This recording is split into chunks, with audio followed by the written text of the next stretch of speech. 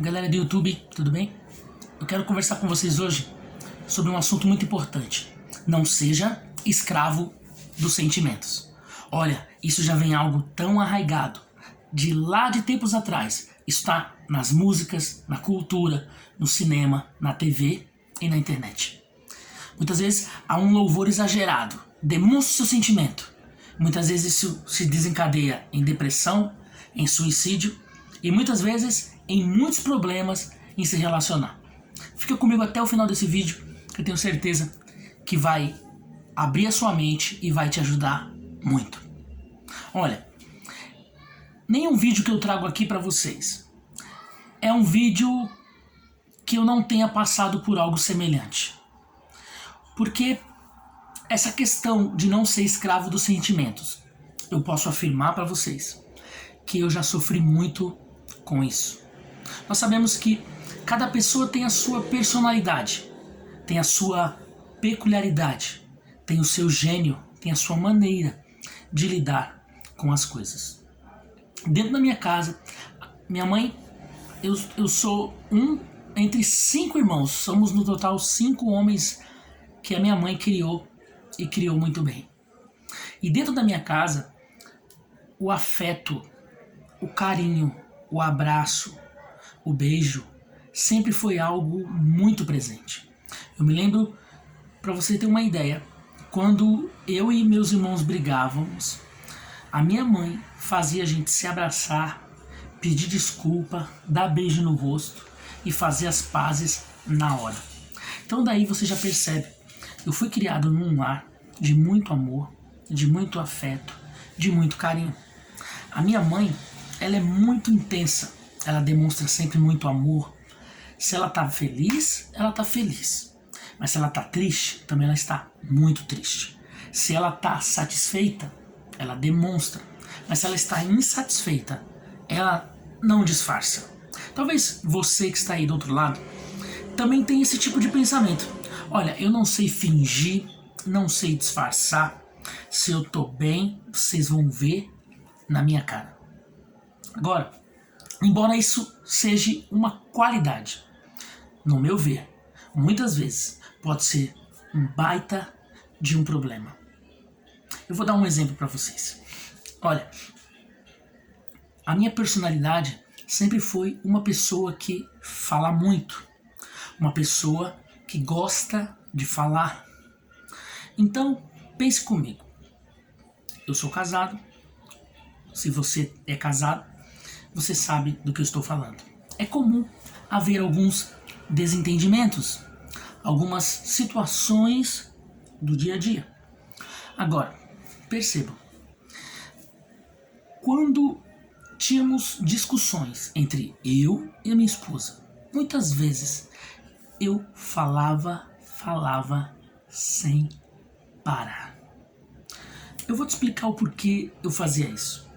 Muitas vezes, por eu ter essa habilidade no falar e saber se expressar, pedir desculpa, pedir perdão, nós se resolvíamos muito rapidamente.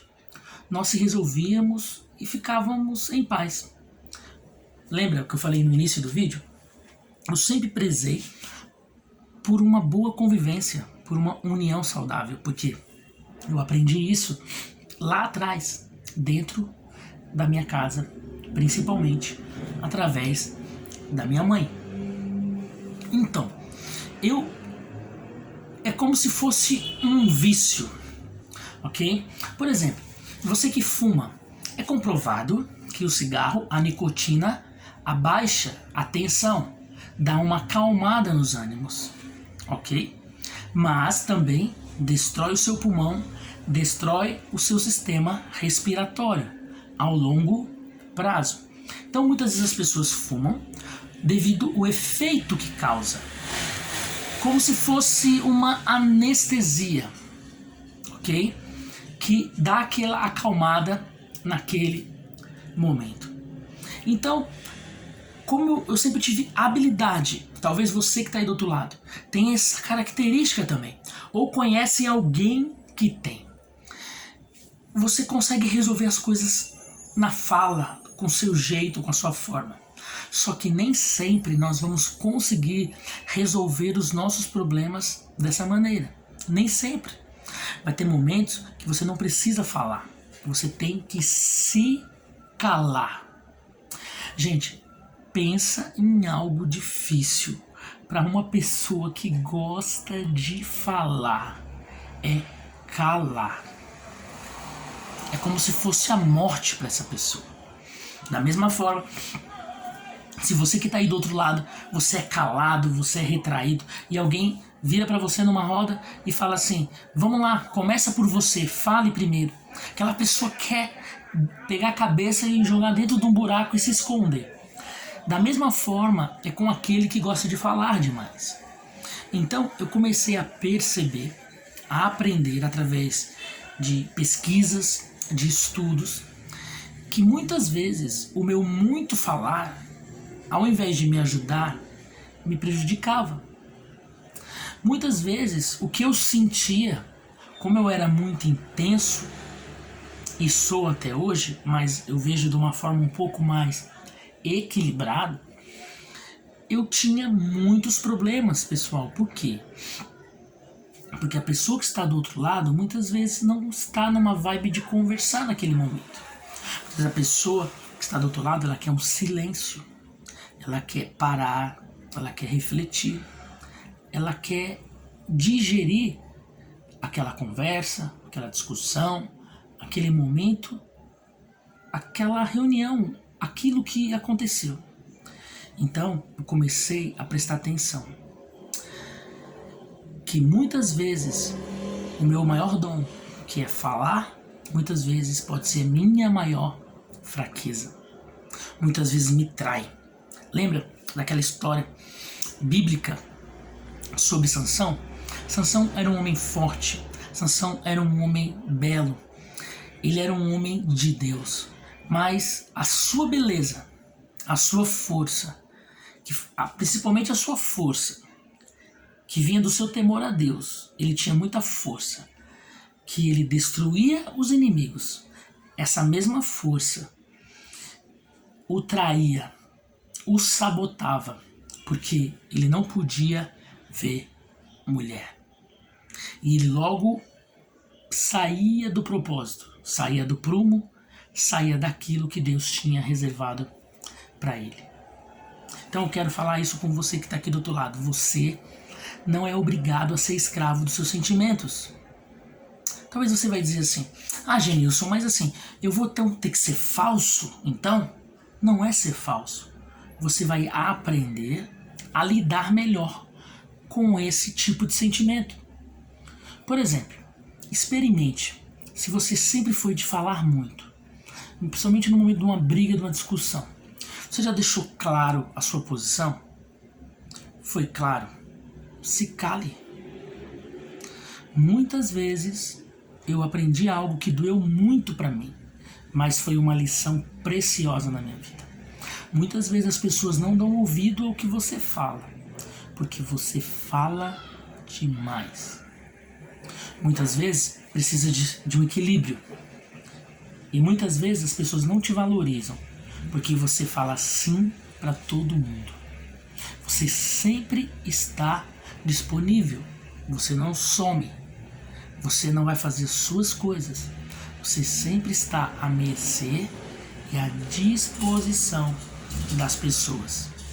Você não tem um plano pessoal, você não tem uma meta, você não tem um sonho, você não tem um alvo. Você vive para aquela pessoa. E com isso, você acaba se anulando cada dia mais. Vai perdendo o seu valor, a sua autoestima. Isso é muito prejudicial para você e nos seus relacionamentos. Então, duas coisas que eu quero falar aqui para encerrar esse vídeo. Primeira coisa, o nosso cérebro, ele é inteligente, mas ao mesmo tempo o nosso cérebro, ele é preguiçoso. A neurociência comprovou que quando você, por exemplo, toda vez que a pessoa te ofende, você retruca, você xinga, você bate, você agride, você age no automático, porque você não aguenta ficar calado. Então você retruca. O seu cérebro, ele entra no modo preguiça. Exatamente isso. No modo preguiça. E sem você perceber, você sempre reage da mesma forma. Você não age de forma racional. Por exemplo, o que é mais fácil? Você pegar um Uber e chegar no trabalho em 15 minutos ou ir a pé 40 minutos andando? É mais fácil de Uber, mas tem um preço. Tem um preço. Não é de graça. Então o que eu quero dizer é isso. O seu cérebro, muitas vezes ele vai ativar o modo preguiça. Você vai agir no instinto, no poder do hábito, já é um hábito instaurado em você de reagir daquela forma. Aí a pessoa te ofendeu, você chora, você briga, você grita, você extravasa, você não tem autocontrole. Então esse hábito já está instaurado, ok? É como aquele amigo que ele chega todo dia com um roxo na testa. Você vira para esse amigo e fala assim: o cara, deixa eu te fazer uma pergunta. Por que tem esse roxo na sua testa? Aí ele vai falar: cara, eu não sei. No outro dia a mesma coisa. Cara, por que tá roxo? Não sei. Cara, por que tá roxo? Não sei. Aí no outro dia você segue esse seu amigo e você percebe que toda vez que ele vira a rua da sua casa e ele tá indo em direção ao ponto de ônibus, ele bate a cabeça no poste. Fica roxo. E no outro dia, e assim sucessivamente. O que você aconselharia para esse rapaz? Você continuaria falando: cara, o que é isso? Você diria: olha, você não tá prestando atenção, cara. Eu observei e eu vi que toda vez que você passa naquela esquina, você bate a sua cabeça naquele poste. É por isso que tá roxo. Isso é a pessoa mostrar para você onde você tá errando. Muitas vezes nós não conseguimos detectar isso. E o poder do hábito é algo muito poderoso, mas tem como quebrar isso. Você precisa tirar esse hábito e substituir por outro. Já ouviu aquela frase? Tá nervoso? Vai pescar? Toma água. Conta até 3. Respira fundo. Isso é uma realidade. Isso é uma forma de brecar um hábito, uma reação. Você é muito reativo, você reage com tudo, não pensa, já reage e põe tudo a perder. Esses dias uma pessoa perguntou para mim na rede social: por que eu devo mudar? Quando eu estava falando sobre esse assunto. E o que eu respondi para elas, eu vou falar para vocês. Você muda se você quiser. Você tá feliz? Colocando tudo a perder e estragando todos os seus relacionamentos. Em família, em pessoas que podem vir a ser seu marido, sua esposa, parceiros de negócio. Você tem colocado tudo a perder por esse hábito ruim.